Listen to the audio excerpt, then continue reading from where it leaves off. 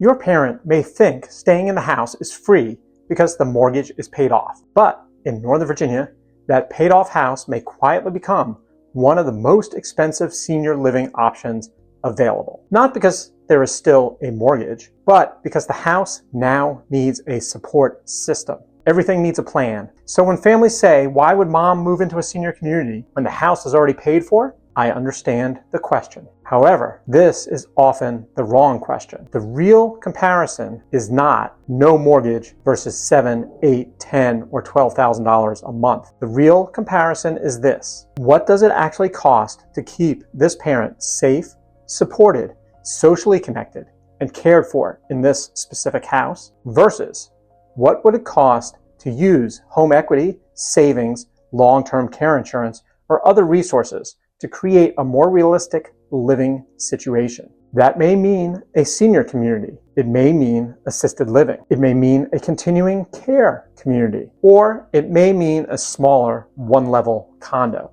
Perhaps it will mean modifying the house and bringing in home care. But this decision has to be based on the real numbers, not the fantasy that a paid-off house is free. And in Northern Virginia, this conversation is especially important because many older homeowners are sitting on enormous trapped equity in their homes. Fairfax or Springfield homeowner may own a house worth $750,000, $850,000, or $1 million.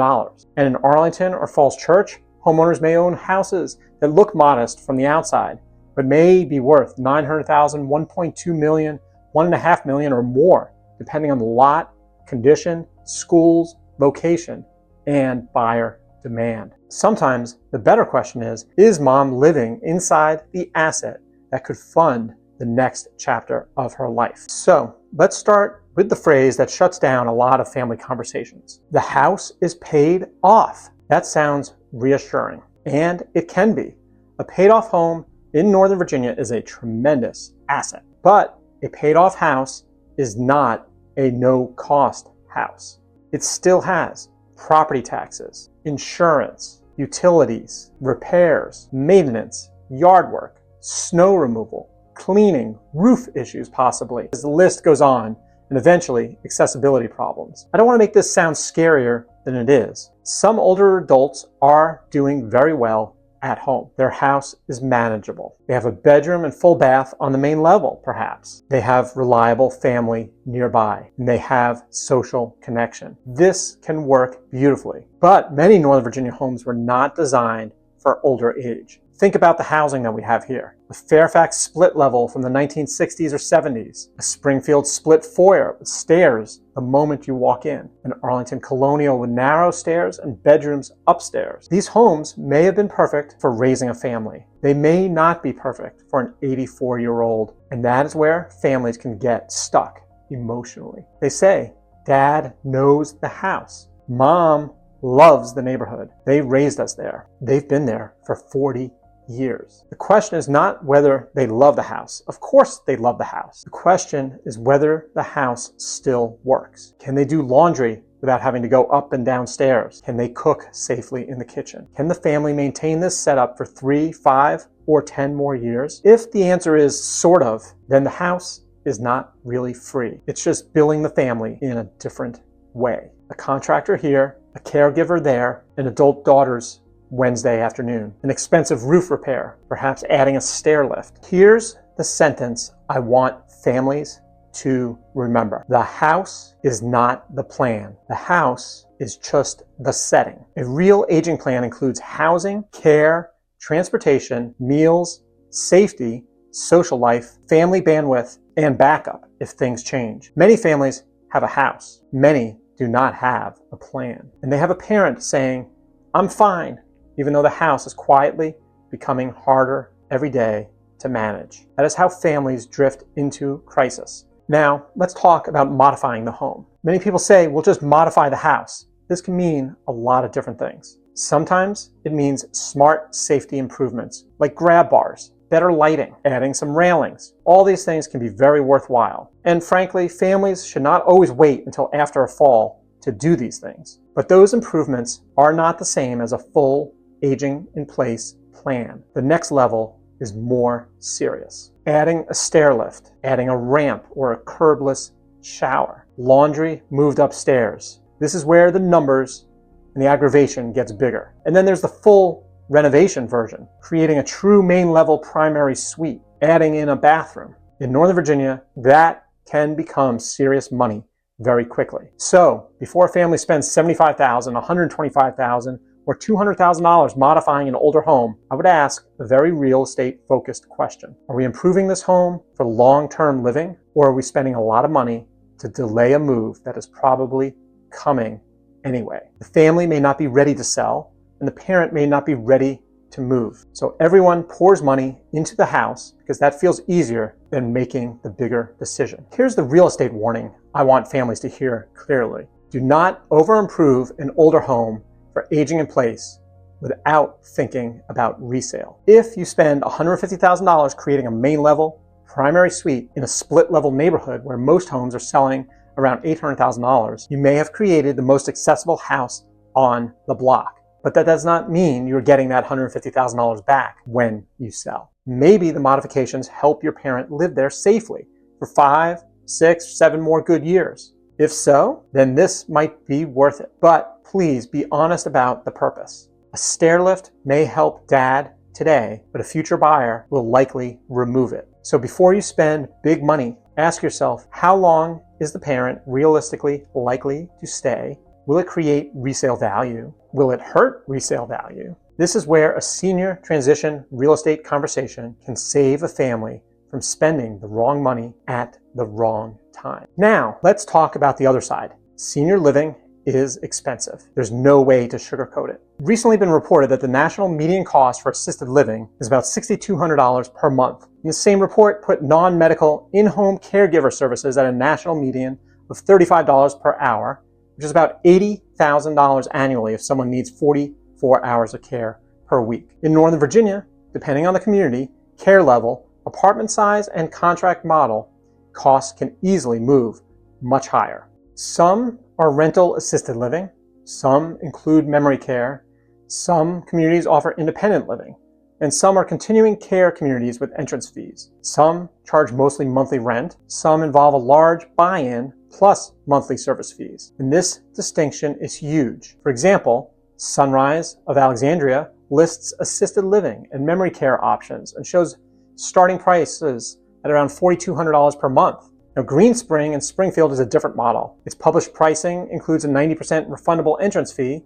Studios are listed from $150,000 to $226,000, and monthly service packages from $2,700 to over $3,000, and larger units rise from there. So all this is to say that there's no single senior living cost. Family needs to know what is included, what is extra, and what happens when care needs increase. Here is where families make the biggest financial mistake. They compare the senior community's monthly bill to the home's mortgage payment. The better comparison is senior living monthly cost versus the true cost of staying home, and the opportunity cost of leaving $800,000, $1 million, or $1.3 million of equity trapped in the house. A senior community gives you one large number, and it sounds scary. The house gives you many smaller numbers scattered across the year. Now, let's make the real estate math more concrete. Imagine that a parent owns a house in Fairfax worth $850,000 with no mortgage. After selling costs, preparation, moving, and possible repairs, maybe the parent nets somewhere in the high 700s or low 800s. That money could potentially fund years of senior living, in-home care, or another housing option. And that is not just a house. That is a funding source. But if the parent refuses to discuss selling, then the equity is trapped. And trapped equity does not pay for care. And trapped equity does not relieve the adult daughter who is slowly becoming property manager, the care coordinator, transportation backup, and an emergency responder. At some point, the adult child stops being just a daughter or a son and becomes the unpaid property manager of the family home. That is the hidden cost. And many families do not recognize it until they are exhausted. There are two versions of this transition. One is the crisis version: a fall, a hospital hallway, a discharge planner, a sibling argument, and a house that is not ready. A parent who cannot safely return home, and a rushed search for care, frantic call to a realtor. A lifetime of belongings that suddenly have to be sorted under pressure. This is the version that families should try to avoid. The other version is the planned version. A family meeting at the kitchen table, a realistic home valuation, a walkthrough of the house, review of long-term care insurance, tours of communities before they are needed, a phased plan for repairs, decluttering, selling, or staying, a parent who still has enough control and clarity to participate. That version is not easy, but it is calmer. It is more dignified, and usually it produces better decisions. The goal is not to rush the parent out of the house. The goal is to make decisions while the family still has options. Another thing families need to understand is that senior living is often paid from multiple sources. It may be a combination of home sales proceeds, savings, Social Security, pension income, retirement accounts, long-term care insurance, investment income, family contributions, but long-term care insurance deserves special attention. Some older adults bought policies years ago and barely remember the details. Those policies may help pay for assisted living, memory care, or in-home care. The details matter, and it's best to review the policy early on, not after the crisis. Just because mom has long-term care insurance does not automatically mean everything is covered. Now, I do not want this video to sound like I'm saying every senior should sell their house. That is not what I believe at all. Modifying the house can absolutely make sense. The right move may be to modify the home intelligently, improve the bathroom, fix the lighting, remove trip hazards, add railings, line up some trusted contractors, and keep the parent at home as long as that home genuinely supports their life. That can be a wonderful outcome, but it has to be a real plan, not just a refusal to move. Now, selling the house starts to make much more sense when the house is no longer adding quality of life. The parent only uses a few rooms. Stairs are a daily problem. The yard is a burden, and the house needs major repairs. The parent is isolated, and the family is spending money reactively instead of strategically. That is when the real estate question becomes unavoidable. Should we keep pouring money into this house, or should we convert the house into liquidity, simplicity, safety, care, and a better daily life? It could mean selling and moving closer to an adult child. The home sale should not be treated as a last-minute emergency liquidation. It should be part of the care strategy. That is the real estate focus. The house is not just where your parent lives. It may be the financial engine for everything that comes next. If you are an adult child in Northern Virginia, do not start with, "Mom, you need to sell the house." That usually goes badly. Start with the house. Say, "Can we look honestly at what the house needs over the next few years?" That's less threatening. Now you're not attacking the parent's independence. You're evaluating options. That's a much better conversation. And if you are the homeowner watching this, I would say this respectfully. Wanting to stay in your home is completely understandable. You earned that home. You built a life there. You should not be pushed, rushed, or talked down to. But do not let the house become the thing that quietly limits your life. If you are avoiding the stairs, the shower, night driving, if you're avoiding repairs, avoiding social plans, and relying more and more on your children, then the house may not be protecting your independence at all anymore. It may be consuming it. Sometimes independence means staying, and sometimes independence means modifying the home. However, sometimes independence means moving before you are forced to.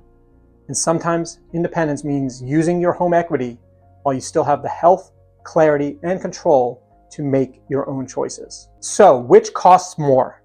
Modifying a Northern Virginia home or moving into a senior living community? The real answer, as with many things in life, is it depends. But here is what I do know. The house is not free just because the mortgage is gone. And senior living is not automatically impossible just because the monthly number seems large. And home equity is not useful if no one is willing to discuss how to use it. So before your family spends $100,000 or more trying to make an older house work, and before you assume that senior living is too expensive, or let a hospital discharge or a fall make the decision for you. Get some real numbers. Look honestly at the house. Tour several communities. Review your long-term care insurance policy. Understand your home equity. In Northern Virginia, the house may be valuable, but the goal is not preserving the house at all costs. The goal is preserving the person living inside of it.